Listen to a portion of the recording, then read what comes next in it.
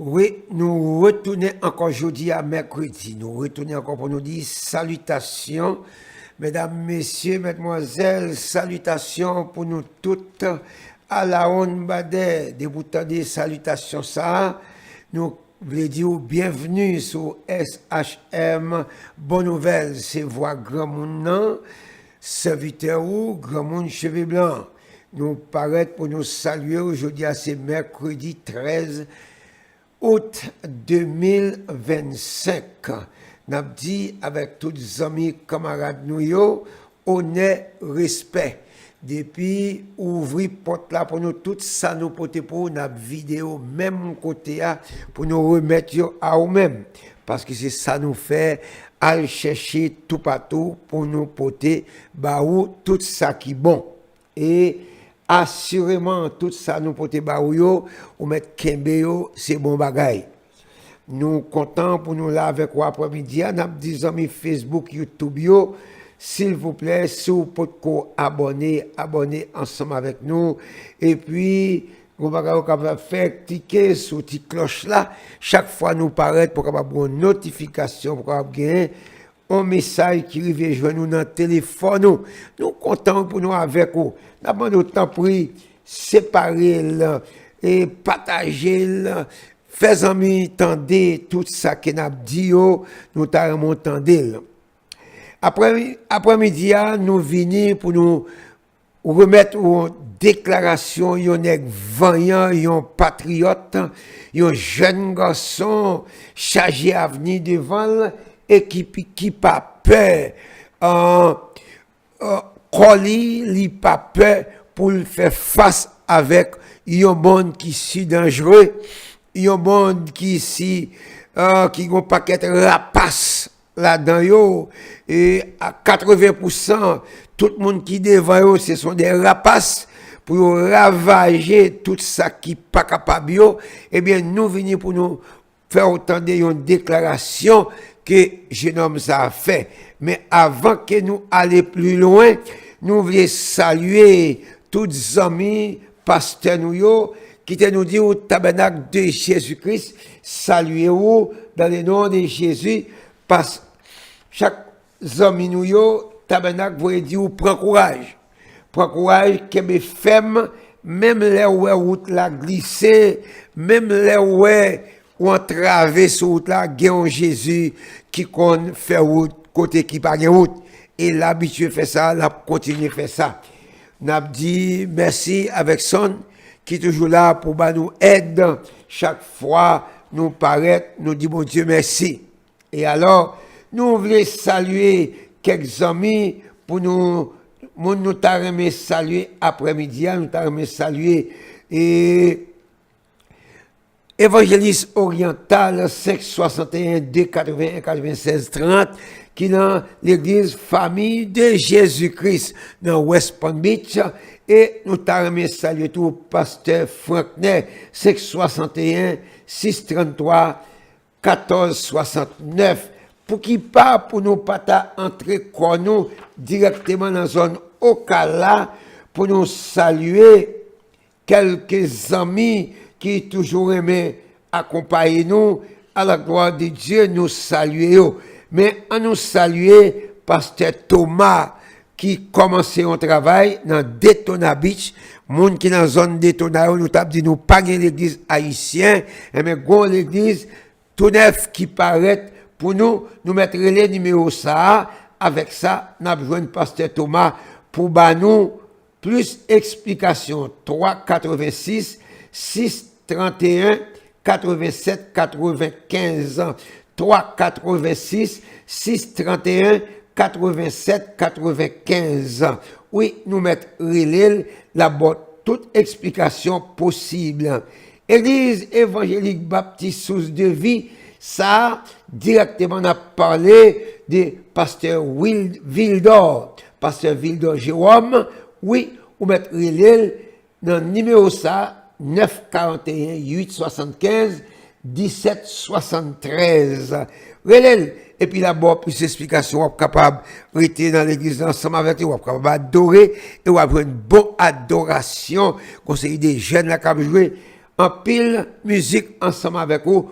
Là, ça a fait qu'elle content en pile. Qui est-ce l'autre nous t'a salué au Kala? Quel que soit côté au Kala, nous gagnons l'église pour aller. Le révérend Jackson Dorvilus. Alors, lui-même, c'est président association des pasteurs au Kala. Eh bien, on met le numéro ça, on met dit c'est moi-même, un grand monde qui ba ou téléphone ça pour le 352 470 80 96. Je reprends 352 470 80 96. Est-ce que vous pas content si vous dans zone non, toujours quel que soit le quartier, dans le numéro ça sur la zone au Kala tout bien l'église collège Ward Baptiste, oui, ou mettre relais dans le numéro ça dit c'est moi-même qui baouli, c'est pasteur Petit Noël. Pasteur Petit Noël, oui, là-bas en pile belle parole et c'est mon sérieux 6 561 577 57 41. Je reprends 561 577 57 41 pasteur Petit Noël. Tout le monde nous est, moi bon adresse au maître marché je fermé aller dans l'église là, comme l'homme changeait à tout moment, nous pas connaît s'il a changé plus tard, mais nous connaissons ce sont des hommes de Dieu. Oui, c'est ça lié. En nous avancer pour nous dire où nous t'arrimer, quel que soit côté, c'est pour joindre l'église pour aller. Révérend pasteur Timothée, aïe aïe aïe, next sérieux était dans sa route, et puis qu'on y a là ensemble avec nous, eh bien, qui ça pour nous deux? Le numéro ça, 352 470 57 91. 352 470 57 91. Révérend pasteur Timothée. Bon garçon, bon monde. Eh bien, ou sous la zone Pomcos, nous avons 3 côtés pour nous référer. Quel que soit côté dans Pomcos là, ou venir l'église qui est près. Parce qu'il y a 3 organisation qui met tête là pour dire pape quitte sans l'évangile. Montagne de délivrance. Ah oui, les pasteurs Mordouché Malvoisin, 239 696 00 43. 239, excusez, 696 00 43. Révérend pasteur Mordouché. Nous va excuser nous.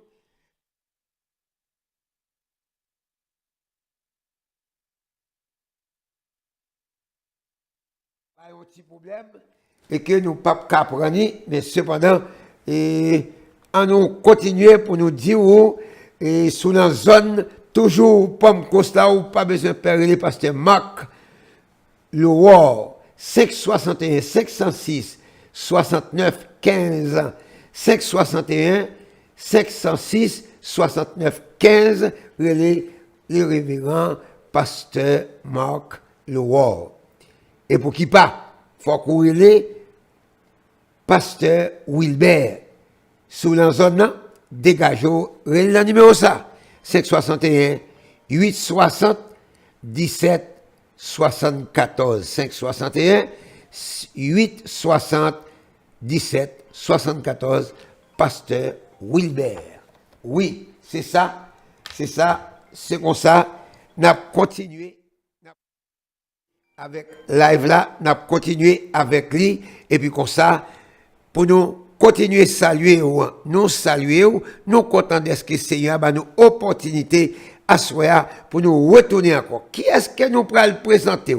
Nous pourrons le présenter à soi, une déclaration président Traoe fait directement avec un juge très connu aux États-Unis, c'est Clarence Thamas. Un jeune garçon qui est dans Burkina Faso, qui bourré avenir devant. Oui, bon garçon, qui baille la ville pour peuple par là. Ah non, ça c'est belle bagaille. Nous contents. Et chaque fois, nous présentons un jeune garçon comme ça, nous sentons fiers. Pendant nous-mêmes, nous avons fait route là, mais un jeune garçon comme ça, nous ne sommes pas capables de promouvoir. Ce n'est pas pour l'argent, ce n'est pas pour rien, mais nous aimons fougli.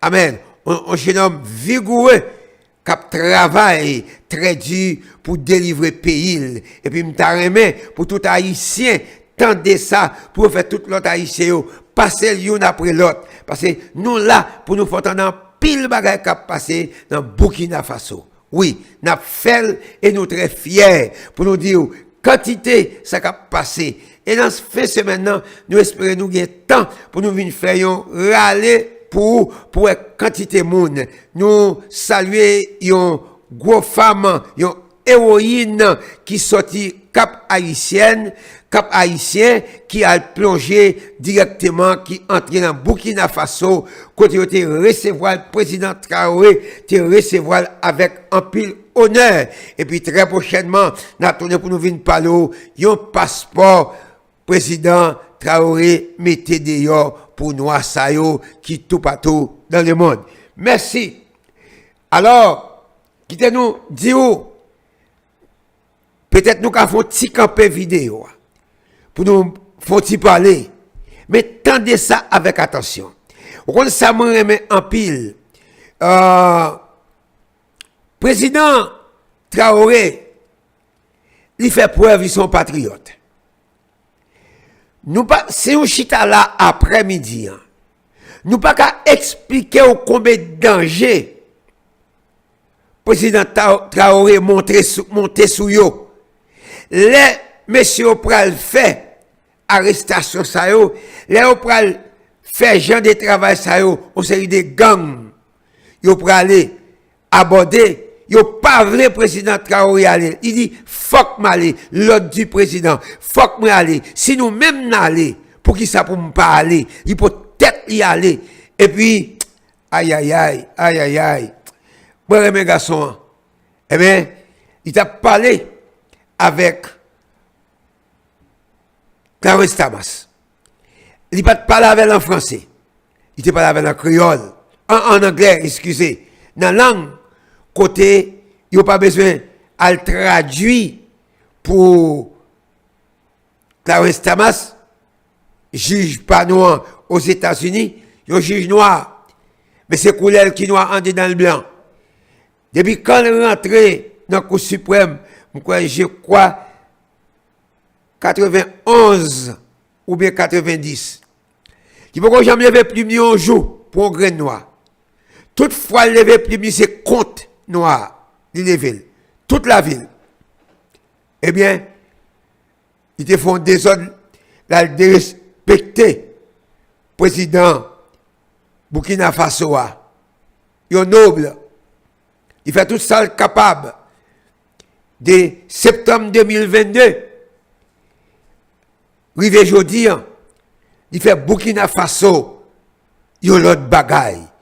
Le monde entier, kaki azie yo, pour garder, pour ce qui a passé dans Burkina Faso. Alors, tendez ensemble avec moi, président Traoré. Day in America, a time when we should be marching toward the justice we were promised, but instead we're stuck in the quagmire of lies and double standards. Today, we got to talk about one man who's supposed to represent justice, fairness, the very ideals that are meant to be the backbone of our legal system. But in reality, he stands as a pillar of everything that's wrong with this country. I'm talking about none other than Judge Clarence Thamas. Now, I know what you might be thinking, oh, it's just another critique, just another rant. But if we don't stop and really examine what this man has been doing, if we don't call out the truth for what it is, then we're all complicit in the same system that's been stomping on the necks of black Americans for centuries. We're talking about a man who has been in the seat of power, shaping the very laws that control our lives, but somehow, when it comes to the interests of black folks, he's nowhere to be found. He's supposed to be a beacon of justice, but what does he do? Time after time, he chooses to side with the powerful, the ones who perpetuate the system of oppression, instead of the people he's supposed to serve, the people who look just like him, the people who, when they see his face on the bench, expect a champion for their rights, but instead they're met with the harsh reality of betrayal. Look, let's start with the basics. Clarence Thamas was appointed to the Supreme Court in 1991, a seat that was supposed to represent the highest ideals of justice, fairness, and the protection of rights for all Americans.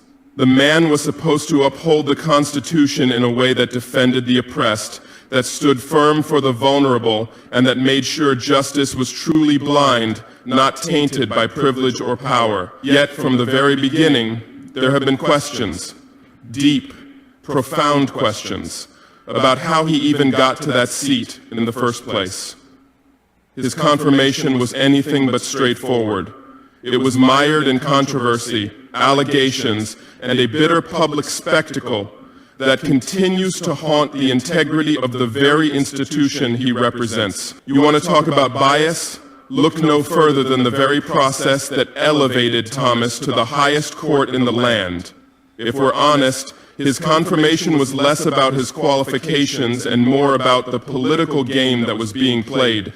The Senate was supposed to scrutinize his credentials, examine his views, and make sure he was the right person to serve for life. But instead, it was a spectacle that failed to hold him accountable, a sham that saw the personal dignity of a courageous woman shredded to pieces in the name of power and politics. Do you remember the allegations of sexual harassment, the ones that shook the nation to its core? How could we forget the brave woman who stood up to testify before the Senate Judiciary Committee and risked her entire career to speak out about what happened to her at the hands of Clarence Thamas? That woman, Anita Hill, came forward in 1991 with a story that was hard to hear, but one that was all too familiar for women in workplaces across the country. Hill testified that Thamas had repeatedly harassed her when they worked together at the Equal Employment Opportunity Commission, EEOC, in the 1980th. She told the Senate committee about the graphic and inappropriate comments Thamas had made to her, how he would talk about his own sexual prowess, how he'd make crude remarks about pornography, and how he created a toxic, uncomfortable work environment. Hill's testimony was nothing short of courageous. She was up against a tidal wave of power, against a system that didn't want to hear her truth, but she spoke up anyway, knowing the risks. She risked everything, her reputation, her career, her safety, and perhaps most painfully, the possibility of being disbelieved and humiliated in front of the entire nation. The Senate, the very body that is supposed to represent the people and uphold justice, was given a chance to act. This was the moment when the moral fiber of our democracy should have been tested. This was the moment when the Senate Judiciary Committee should have done the right thing, listened to Hill, and done a thorough investigation. But what did they do? They ignored it, they belittled Hill, attacked her character, and ultimately, they swept it all under the rug. Instead of taking her seriously, instead of respecting her bravery in the face of such adversity, they tried to destroy her. They vilified her testimony, questioning her motives, dismissing her as just another woman with an axe to grind. And what about Clarence Thamas? What did he do? He denied everything. He played the victim, claiming he was the target of a high-tech lynching, as he put it, using the language of racial oppression to deflect from the very real accusations against him. He tried to turn the conversation into one about race and a supposed attack on a black man's character, as though his race gave him a free pass to avoid accountability. It was a calculated move, one that tried to manipulate the situation into something else entirely, using the power of his position and the protection of his race to distract from his actions. But the Senate didn't care about the truth.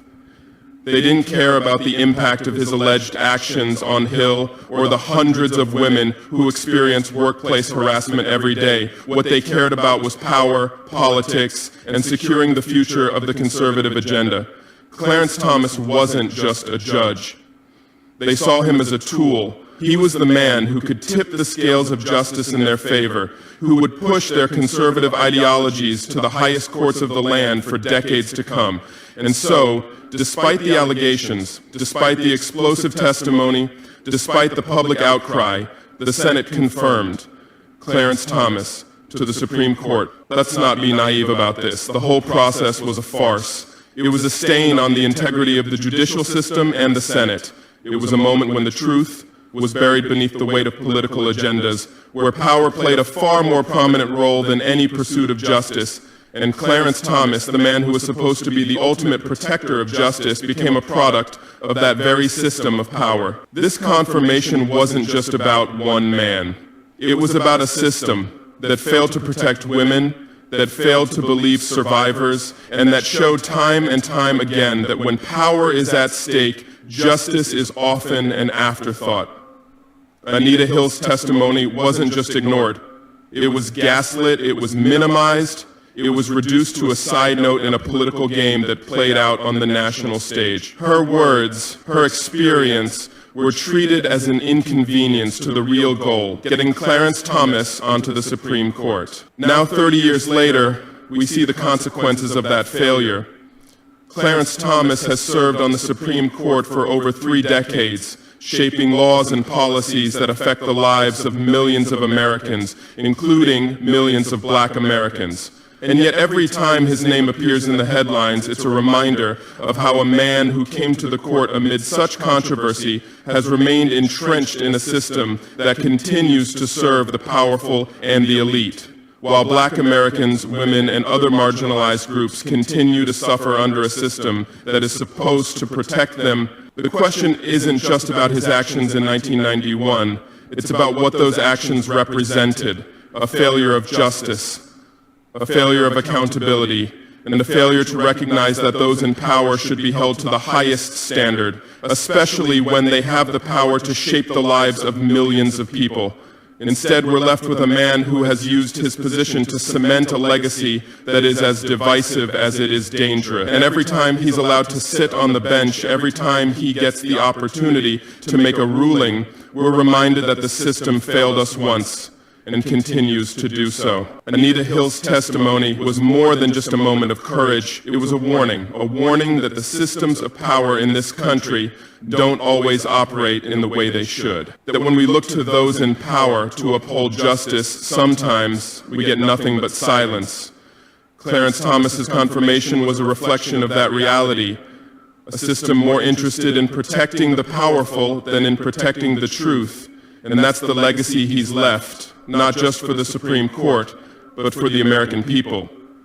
And from that moment on, it was clear to me and many others that this man's ascension wasn't about justice, it was about power. Power that would never serve the people who needed it the most.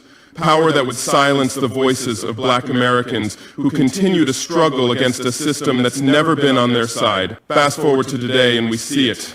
Time and again, Thamas has sided with the very forces that are responsible for the suffering of Black folks in this country. From voting rights to affirmative action, from criminal justice to police brutality, Thamas has been there, not as a defender of rights, but as a defender of the status quo.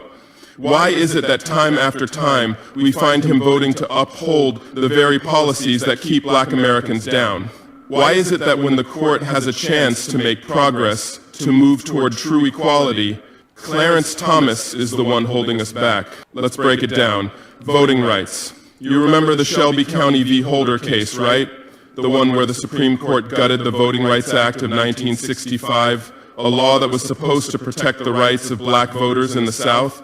Well, guess who wrote the majority opinion? Yup, Clarence Thomas. You can't make this up. A Black man sitting on the highest court in the land took it upon himself to weaken the very law that was designed to protect Black voters.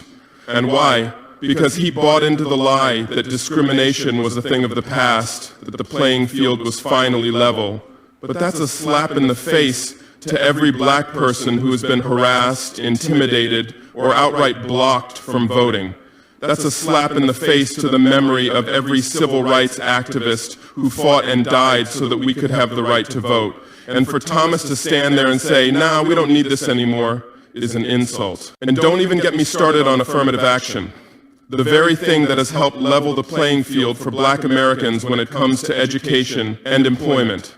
Thomas has spent years attacking affirmative action, trying to dismantle it piece by piece, as if the playing field is already even. But we know better, don't we?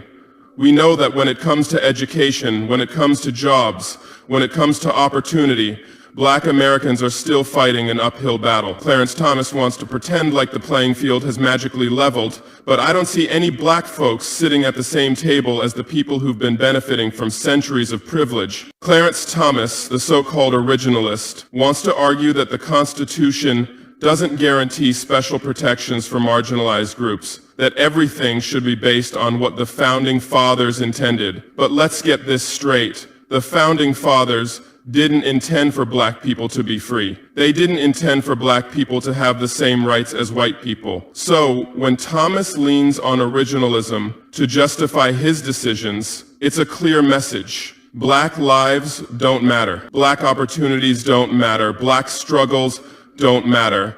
He's playing a game of revisionist history, pretending that we're living in a post-racial America when the truth is the system is still rigged. And if you think that's bad, let's talk about his conflicts of interest.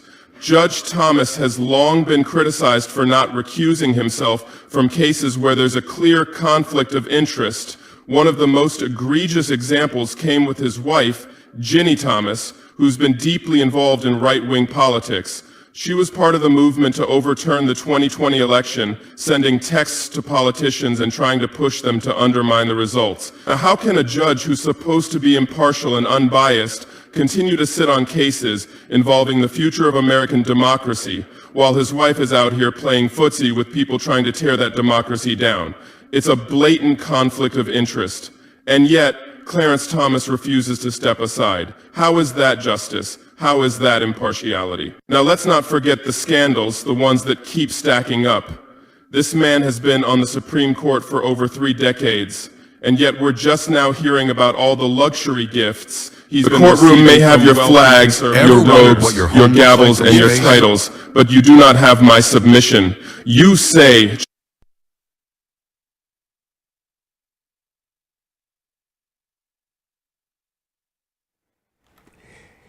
Yes, et alors, nous te fort dans une belle partie, c'est 28 minutes liées, nous pas fort étendre tout le temps ça, mais certainement, n'a dit faut qu'à comprendre, lorsque le président Traoe a expliqué, et raison vraiment, Thamas t'est entré dans Supreme Court, il te dit que nous besoin d'un représentant noir en dedans Supreme Court. Il n'a pas jamais fait rien pour nous jusqu'à nos jours. Et là, il a dit, Madame Thamas, vous n'avez pas connaître ça.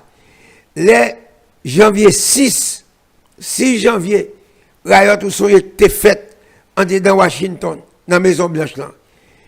Laisse ça, Madame Thamas t'a voyé texte aller, bah, moun qui est chef, en tête, parti ça, qui a fait désordre dans un pays comme aux États-Unis. Et alors, mais même juger, il pas juger, et bien c'est même Thamas ça qui a parlé aujourd'hui. Nous allons faire dans l'autre partie, bah, mon petit patience tout petit, pour dans l'autre partie, côté Thamas, dit qu'on doit charger, monsieur. On doit charger Traoe, peut-être Traoe répondre. Parce qu'elle te fait une première déclaration, Traoe répondre.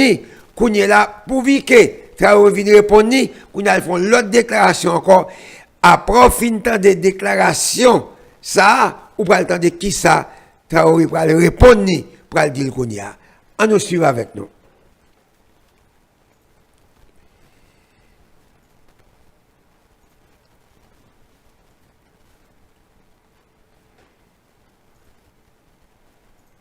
And your titles, but you do not have my submission. You say, Judge Thamas, that I must pay $500 million, $500 million, as though Burkina Faso is your small company. Vous entendez? Combien de cob Thamas demandé pour charger $500 million pour charger 500 millions dollars. Pour charger Traoe parce que Traoe pas de droit répondre. Il pas de monde qui est avec vous, ou voyez bali et bien il faut réponse. On nous continue attendez. As though Africa is your private business, as though my people are your unpaid employees. You call it justice. I call it daylight robbery in slow motion. And Wow. you expect me to stand here, head bowed, like a schoolboy caught stealing lunch. No, I will stand tall, and I will look you in the eye, because this is not about money. This is about sovereignty, dignity, and truth. 500 Ça bon, ça c'est dignité. Et pas l'argent. Faut gagner dignité dans la position ça yo. Oh moi mais ça honnête. On nous avancer. million. Do you even understand what that means to my people? That is not just a number. That is not just an entry in your court's ledger. That is the face of a child who will never see the inside of a school. That is the tear of a mother who will not be able to afford medicine for her baby. That is a well that will never be dug in a village where women walk 10 kilometers for water. You find me because I refuse to let you steal, and then you tell me I am the thief. You punish me for protecting what belongs to my people, and then you call it the rule of law. What law is this? A law that bends for the strong and breaks for the weak is not law. It is tyranny wearing a suit. You accuse me of violating contracts. Yes, I violated contracts that were signed in the shadows in the time of cowardly leaders who sold the people's future for a handshake and a photo opportunity. I violated contracts that gave foreign corporations 90% of our gold and left my people with crumbs. I violated contracts that were not made in the name of Burkina Faso, but in the name of greed. And if protecting my nation's resources makes me guilty, then I will gladly be guilty for the rest of my life. Do you think this 500 million will make me surrender? Do you think it will make me abandon the mines, the fields, the rivers, and the skies of Burkina Faso? My people have been poor before. We have been stripped of everything before. Our land, our dignity, even our names, and yet we have survived. We have rebuilt, we have stood again. We have planted seeds in dry earth and watched them grow. You cannot bankrupt the human spirit. You hide behind legal language, breach of contract, damages, international obligations, but strip it all away and what is left colonialism, recycled for the 21st century. It is the same colonialism my ancestors faced when they were told they had to pay taxes for living on their own land. It is the same colonialism my grandparents saw when French soldiers took their harvests to feed Europe while our villages went hungry. The difference now is that the soldiers have been replaced by lawyers, the rifles replaced by court orders, and the plunder is signed with your signature instead of stamped with your seal. I will not pretend to respect a court that does not respect my people. Respect is earned, not demanded. And no, Judge Thamas, I do not owe you my obedience. My oath is to the soil of Burkina Faso, to the children who run barefoot in our villages, to the elders whose hands shaped this land long before your empire ever dreamed of touching it. Do you think history will remember your fine? History will not remember you for the numbers you wrote on paper. It will remember you for trying to silence a people who refuse to kneel. And it will remember me not as a defendant in your court, but as a defender of my nation. When I was a boy, my father told me stories of our heroes. He told me of Thamas Sankara, who said, "He who feeds you controls you." He told me of Patrice Lumumba, who said, "History will one day have its say." He told me of the countless nameless men and women who resisted colonial rule with nothing but courage in their hearts. And now, I see myself in their footsteps. You think you can shame me with this fine? No. You have honored me by placing me in the same fight they fought. I know why I am here. I know why this court exists. It is not to protect justice. It is to protect your interests. It is to remind every African leader what happens if they dare to think independently. You want them to look at me and say, if they can find Traoe $500 million, what will they do to me? You want fear. You will get the opposite. You will get defiance. You will get a continent that is waking up and saying, no more. You have ruled over us for centuries. You took our gold, our diamonds, our oil, our coffee, our cocoa. You took our people as slaves, our children as soldiers, our cultures as curiosities in your museums. And now you take us to court for the crime of wanting our own resources. The arrogance is astonishing. You are like a thief who robs a man's house, then sues him for damages because the man dared to lock his door. I want my people to hear me clearly. In Burkina Faso, in Mali, in Niger, in Ghana, in Senegal, across every African border, this fine is not about me as a man. This fine is about us as a people. It is a message to all of Africa. Do not resist, do not think, do not lead. And I am here to tell you, we will resist, we will think, we will lead, and we will win. They tell us we must pay colonial debts. We must honor colonial contracts. We must abide by colonial trade rules. But they have never honored the debt they owe us, the debt of centuries of stolen wealth, stolen lives, stolen futures. If we were to calculate what Europe and America owe Africa, 500 million would be nothing. They owe us trillions. They owe us the return of every resource they took. They owe us the return of every life they destroyed. But we do not take them to court. We take them to history, and history will judge them far more harshly than any court can judge me. Judge Thamas, you may pass your sentence. You may write your numbers. You may threaten my country with sanctions, embargoes, blockades. But let me make something clear. We will not pay, not today, not tomorrow, not in 10 years, not in 100.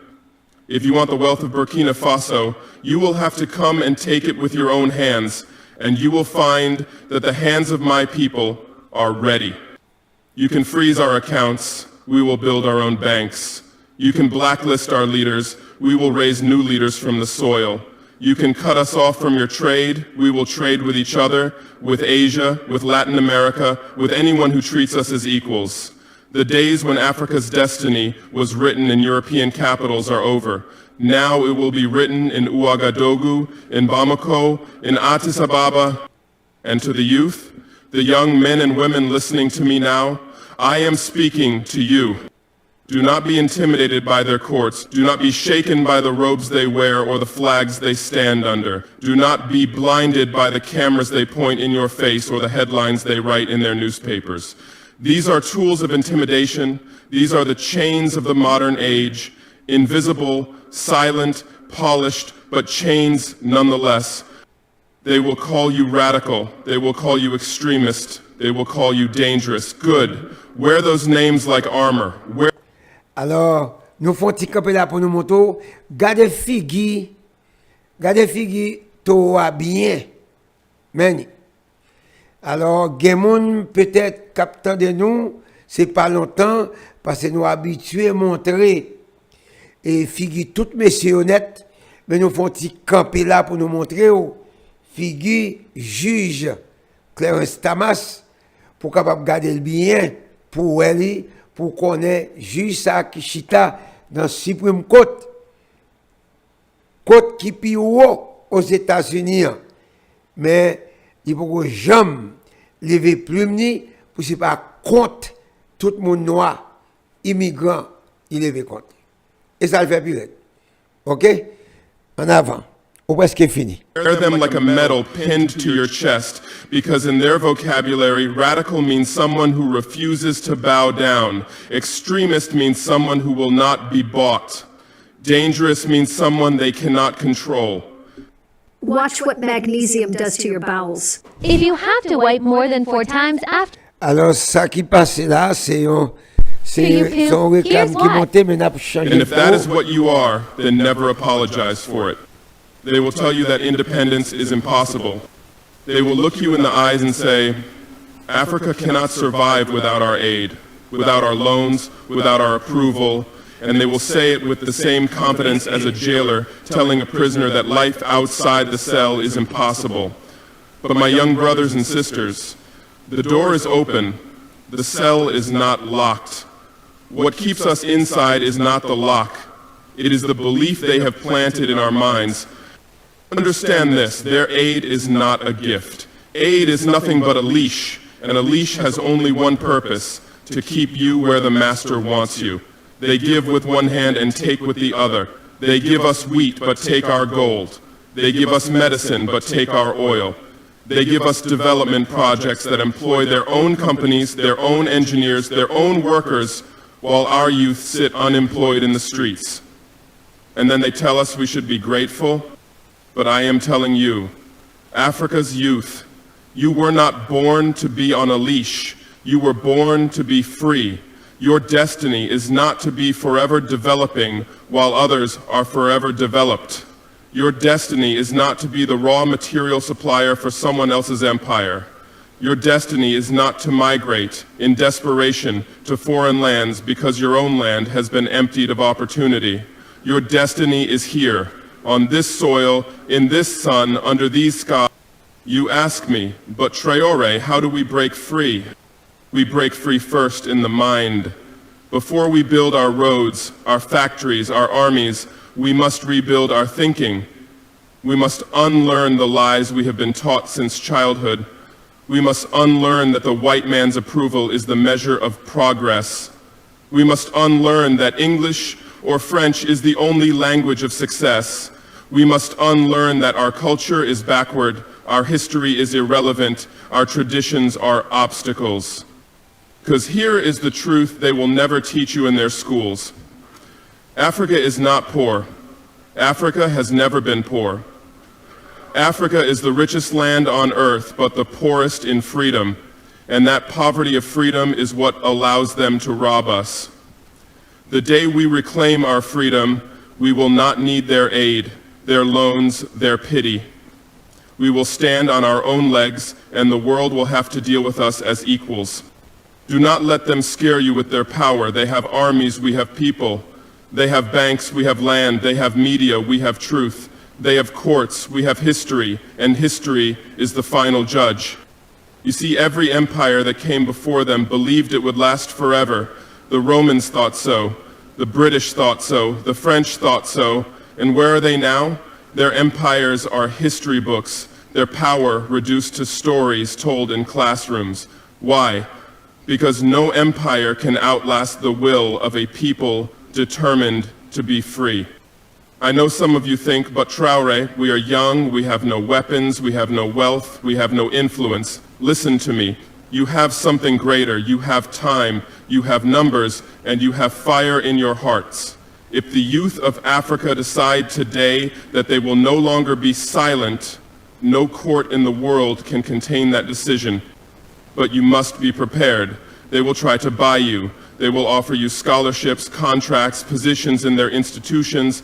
They will offer you comfort in exchange for your silence. They will smile as they slip the collar around your neck, and they will tell you it is gold. Refuse it. Refuse it not because comfort is bad, but because comfort bought with silence is slavery. Refuse it not because you hate them, but because you love your people more. Refuse it because there is no wealth greater than the wealth of dignity. And when they threaten you, when they point to leaders like me and say, see, we find him, we isolated him, we will do the same to you, smile. Because the fact that they must threaten you means they fear you, and fear is the beginning of their defeat. Africa's youth, I am not asking you to wait for leaders to save you. Leaders are only as strong as the people behind them. If you want strong leaders, be a strong people. Organize. Educate yourselves beyond what their schools teach you. Learn your history. Learn your languages. Learn your land, its rivers, its minerals, its seasons, so that no foreigner can tell you more about it than you know yourself. Build networks across borders. Speak to your brothers in Ghana, your sisters in Kenya, your cousins in Haiti, your friends in Brazil. Remember, Africa is not just a continent. Africa is a people, scattered by history but united by destiny. And if you take nothing else from my words today, take this. You are not the future, you are the present. They tell you one day when you are older, you will lead. No, lead now. If you wait for the perfect time, it will never come. The struggle is now. The responsibility is now. The freedom we want will not be handed to us by those who profit from our chains. It will be taken not with hatred, but with courage, unity, and unbreakable will. So let them call you radical. Let them call you dangerous. Let them call you whatever they want. When the history of this century is written, it will not remember the names of every judge who passed every sentence, but it will remember the generation that said enough. It will remember the young Africans who stood up, not just for themselves, but for all those yet to be born. And I believe, no, I know, that you are that generation. When they ask me how I can stand here and defy a court that can take everything from me, I tell them, you cannot take from a man who stands on truth. You cannot bankrupt a man who owes you nothing. You cannot silence a man who speaks for millions. So Judge Thamas, go ahead. Sign your judgment, announce your victory to your newspapers. But know this, you have not silenced me. You have given me a microphone. You have not broken me, you have built me. And you have not scared Africa, you have awakened her. And when the day comes, and it will come, when Africa stands united with her own currency, her own army, her own institutions, your courts will be irrelevant. No sumus est da labrazit. Your fines will be irrelevant. Your power will be irrelevant. And we will remember this day not as the day you defeated us, but as the day you proved to the world that we were right to fight. Because the fight is not over. It has just begun. Do you want to know where to invest $1,000?